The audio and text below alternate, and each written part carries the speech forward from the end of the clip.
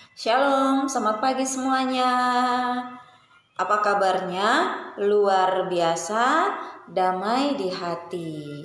Anak TK Kristen Citra Bangsa, bersama Yesus, aku pasti bisa. Oke, selamat pagi, tetap semangat, semangat juga untuk belajar ya. Jangan lupa sarapan pagi ya anak-anak, supaya kita tetap sehat walaupun kita ada di rumah ya dalam masa pandemi dan kita belum bersekolah. Anak-anak tetap sehat walaupun ada di rumah bersama dengan papa mama.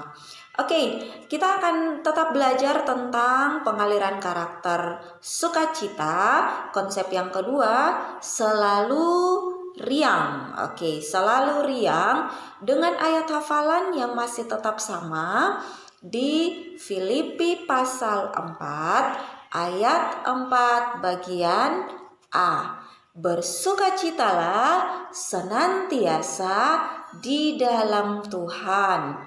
Kemudian dengan dua hal yang akan kita tetap pelajari ya, seperti hari kemarin yang Ibu Febi sudah sampaikan. Tapi sebelumnya mari kita berdoa terlebih dahulu. Tutup matanya yang baik, lipat tangannya, dan biarkan hati kita tenang dan kita berdoa di hadapan Tuhan. Kita berdoa. Dear Lord, our God, we thank you for your blessing today. Now we'll study. Please bless us. Thank you Lord. Amen. Oke, terima kasih semuanya. Yal sukacitanya masih ingat kan? Sukacita, sukacita, sukacita. Yeay. Oke, yal sukacitanya seperti itu. Nah, karena hari ini hari yang ketiga, hari Rabu, tanggal 30 September tahun 2020. Anak-anak, hari ini hari terakhir di bulan September. Kita sudah mengakhiri bulan September. Kita harus bersyukur karena Tuhan Yesus masih kasih kita kesempatan untuk hidup sampai dengan hari ini. Besok itu sudah tanggal 1 dan kita sudah ada di bulan yang baru anak-anak. Nah, kita bersyukur untuk hari ini Tuhan masih kasih kita kesempatan untuk hidup, masih bisa belajar, masih bisa makan, minum, dan lain sebagainya.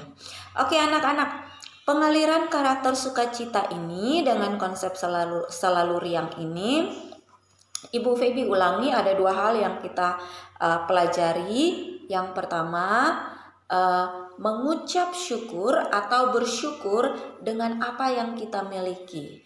Dan yang kedua, tidak mengingini milik orang lain. Oke. Nah, karena hari ini hari yang ketiga, pengaliran karakternya dalam bentuk feeling ya. Ibu Febi akan ceritakan sebuah cerita. Pasang telinganya yang baik, duduk yang baik, dan dengarkan ceritanya. Oke. Ada seekor anjing yang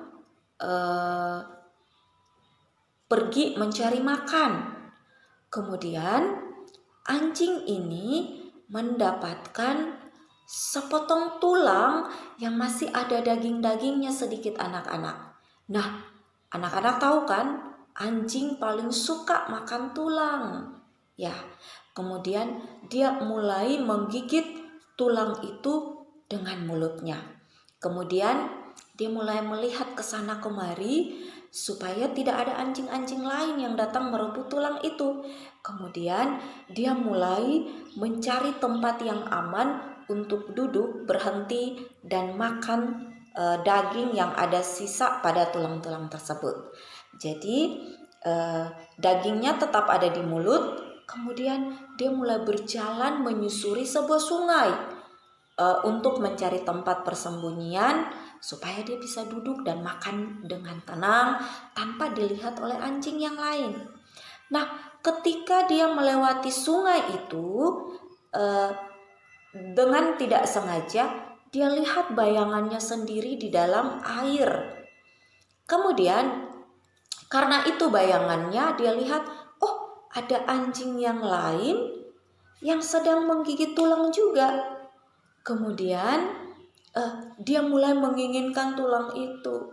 Dia mulai berpikir, kayaknya yang aku gigit ini kecil. Kalau yang aku lihat ini lebih besar. Tanpa sadar akhirnya dia melepaskan tulang itu dan dia mau ambil tulang yang ada di anjing yang ternyata itu bayangannya anak-anak. Ketika dia melepaskan tulang itu, dia baru sadar, oh ternyata bukan anjing yang lain, ternyata bayangannya sendiri. Tapi tulang tersebut sudah terlanjur jatuh ke sungai dan dia tidak bisa lagi untuk mengambilnya kembali. Nah, anak-anak dengan singkat cerita akhirnya dia tetap lapar. Dia tidak ada lagi makanan untuk dimakan karena tadinya daging atau tulang yang sudah dia gigit itu dia sudah lepaskan karena dia menginginkan tulang yang dia lihat itu sebenarnya bayangannya. Nah, dia sudah tidak ada lagi makanan anak-anak. Nah, dari cerita ini kita bisa belajar bahwa kalau kita menginginkan milik orang lain, apa yang sebenarnya kita sudah punya bisa saja hilang, bisa saja kita tidak nikmati lagi karena kita sibuk sekali untuk berpikir apa yang orang lain punya.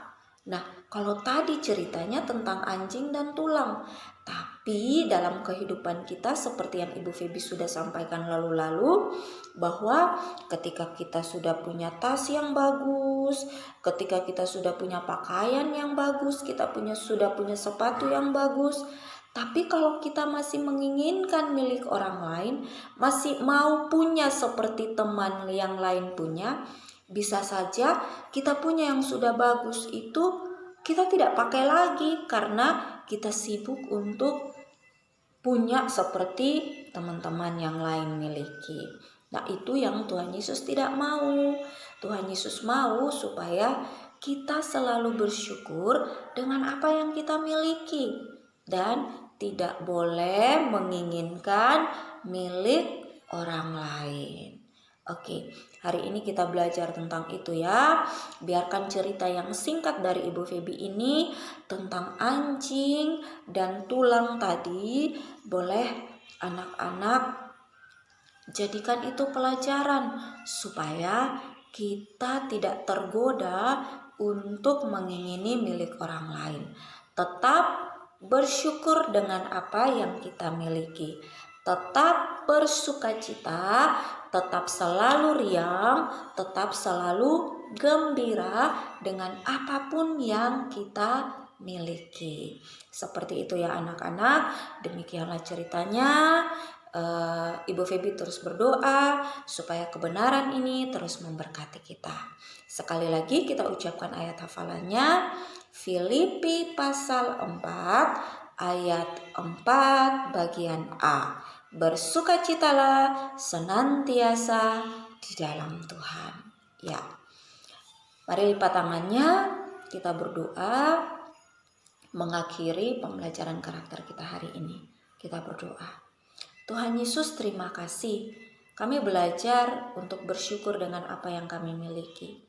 Kami juga belajar untuk tidak mengingini milik orang lain.